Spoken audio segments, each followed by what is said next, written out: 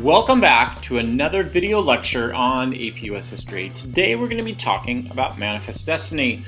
The time period this covers is about 1830 to 1850, but there's some backstory that we need to get into in order to understand what was happening with Manifest Destiny. Remember that Manifest Destiny is really about westward movement away from the 13 colonies or 13 states out into that Louisiana Territory area. So that's where we've got to go back to in 1803.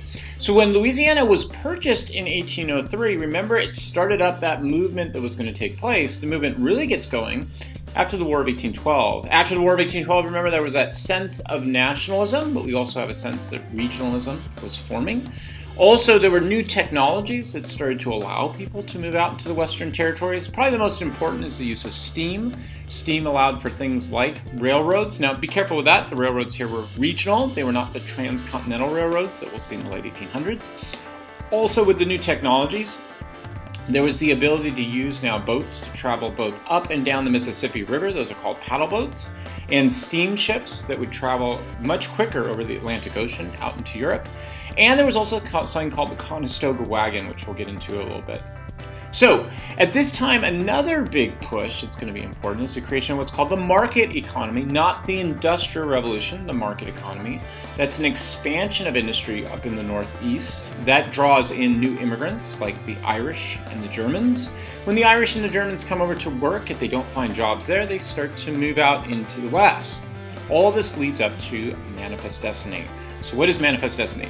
It was a belief that God had provided an obligation to people to go out and tame the West, and that God had obligated the Americans to do this because America had a superior culture based upon democracy and open markets.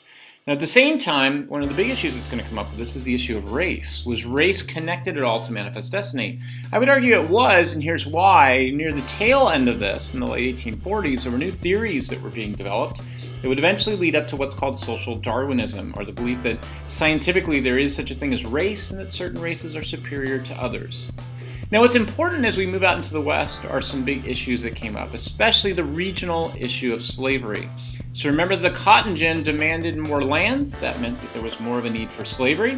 Also, the land in the South at the time was sort of being used up by large plantations. There was a need for people to move out west in order to protect slavery.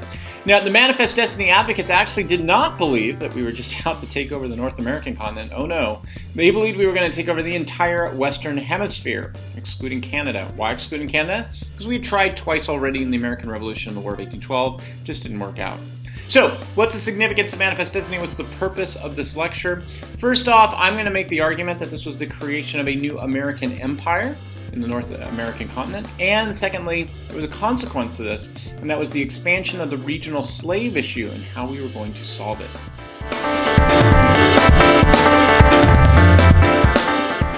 Okay, so let's start off with the causes of the movement. We kind of talked about that in the introduction, but I just want to give some reminders off of it. Please remember that the settlement of immigrants due to the market economy up in the Northeast allows for the need for people to push out to the West. New technologies like the cotton gin, steam, paddle boat, steamboat, and really canals also is going to be very important. So up in the New York region, DeWitt Clinton, the governor of New York, started creating what's called the Erie Canal, which connected New York up to the Great Lakes. That was going to provide for trade from the west up to the Great Lakes, across the Great Lakes into the Erie Canal, and then out to New York and out into the Atlantic. The Conestoga wagon was a wagon that was created that was much larger and could carry whole families now out to the west. So all of these causes kind of started pushing people out into the western area. And this led up to a regional battle. So that's the second major point that I want you guys to take home off of this, is the regional battle. So what is this regional battle? As people settled out into the west, there became a huge issue with that. As you settle, those areas become territories, and eventually those territories become states. And when those areas become states, people now get representation in the Senate. Remember, every single state has 2 representatives. The more states you can get, the more power you're going to get. So the North and the South now are competing over which territories are going to become states that join up the North or the South. So in 1820, there's a compromise that's made over one of the new territories, the Missouri Territory, that's becoming a state. It's called the Missouri Compromise, or the Compromise of 1820. And what happened was that there was a balance between the states. Missouri was going to throw that off. So to solve this, they cut up the northeastern section and made Maine into a state. Then they made Missouri into basically a southern state. So that kind of balanced everything out. But the big issue that came up was, well, what do we do though in the future when we can't just cut up states? So they came up with what they thought was a really good solution, and it's called the 3630 parallel. So what is the solution? The idea was to cut up the entire country. So they knew they were going to be advancing out west. They said, look, from here on out, anything that's above the 3630 parallel will just be considered the north. Anything below will be considered south. Solves all our problems. Trust me, whenever you get a simple solution like this in politics, it never solves all of your problems. It leads into what we call unintentional consequences. And I'll explain what I mean by that in just a little bit.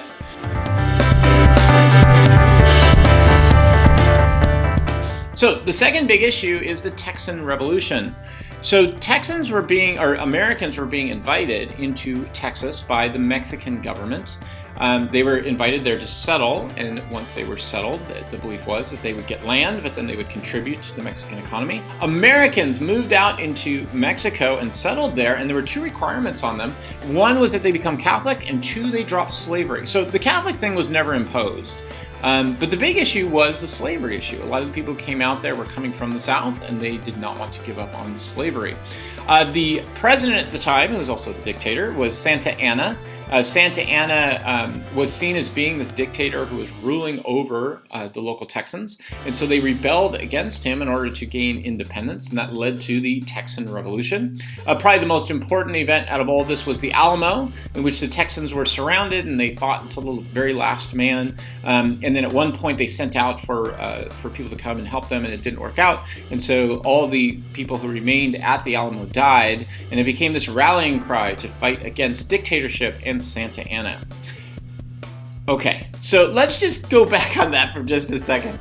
So it's a really nice rallying cry, and it's a part of our American narrative and our American myth that the Texans fought against Mexican dictatorship, which by the way is true in the sense that Santa Anna was a dictator over the Mexican government.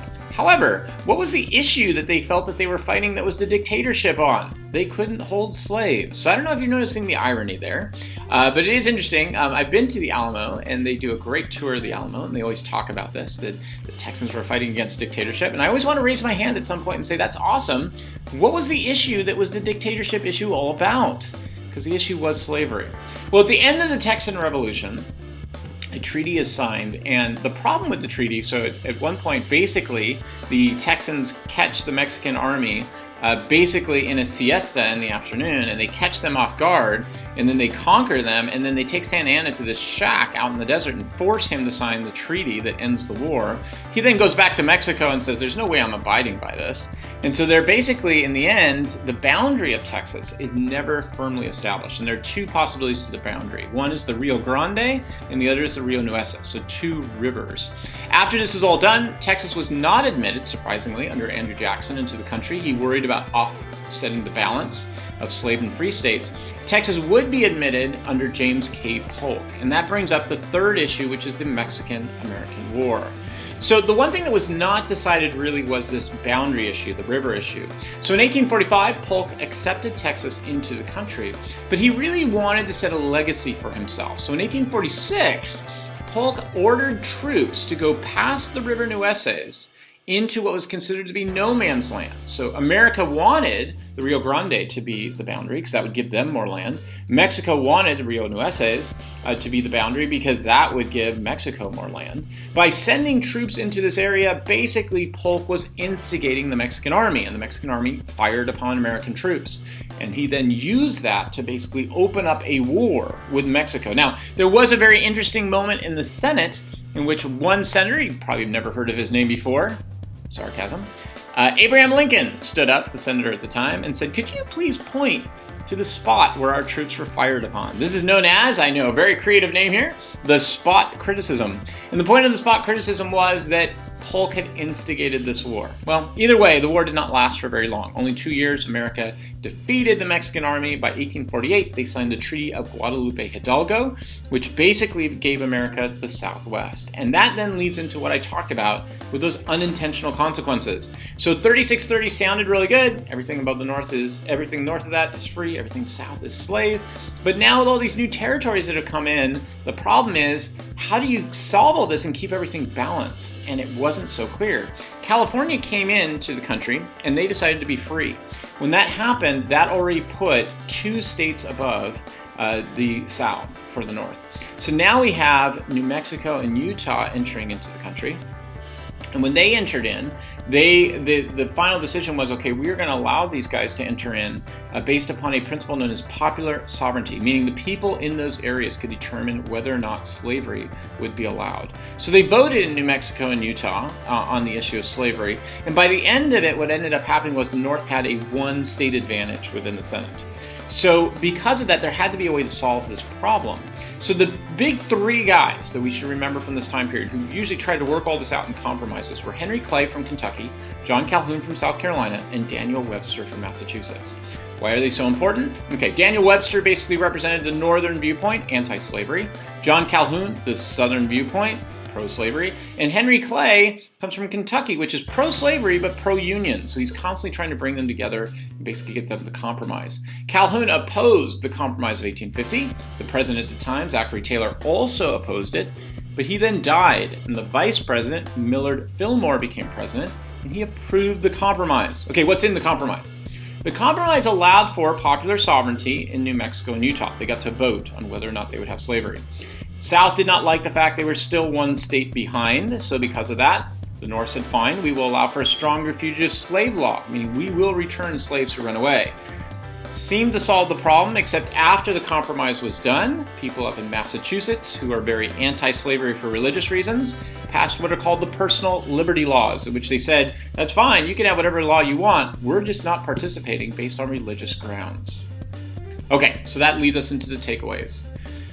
Number 1, Manifest Destiny was a reaction to new migrant movements and new technologies. Remember, we talked about how people moved here from Germany and Ireland. New technologies allowed people to move out west. Manifest Destiny became this way to express that this was an obligation from God that we ought to do. The problem was it led into greater regionalism, and it led into the problem of slavery. How do you balance between these states? So compromises were passed, like the Compromise of 1820 or Missouri Compromise and then Compromise of 1850. Problem is, these created their own unintended consequences, and that's going to lead to greater problems with slavery, more regionalism, and in the 1850s it leads us up to the Civil War. Okay, see you guys in class. Thanks.